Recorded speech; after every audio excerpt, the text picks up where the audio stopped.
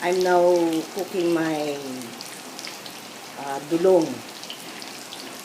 May maruya. Ay, maruya. This is the dulong with squash or pumpkin or kalabasa. And instead of flour, I use oats. Quick cooking oats. Siya yung aking extended. Tsaka egg. Tapos pinch of salt and pepper. So, ito po yung aking pina-fry. I'm using a canola oil. Naubos yung aking vegetable oil.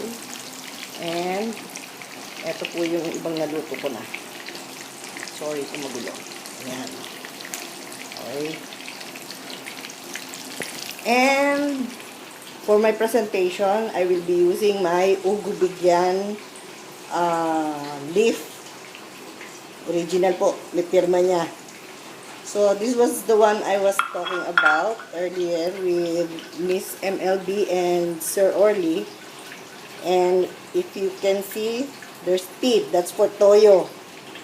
But I'm not using toyo. And this one is for patis.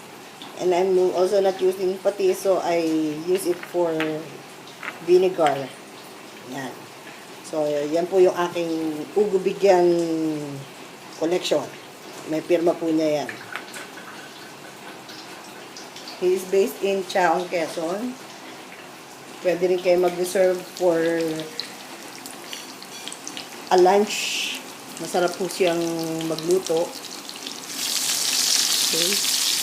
So, when you fry the dulong, make sure i-flatten nyo siya mabuti. Manipis lang. So, it would be crispy-licious. Yan. Sarap! Ipapartner ni Louie sa chami. Kasi ubos na ang lumpiang kalabasa. Okay. Picture ako na lang po mamaya. Thank you.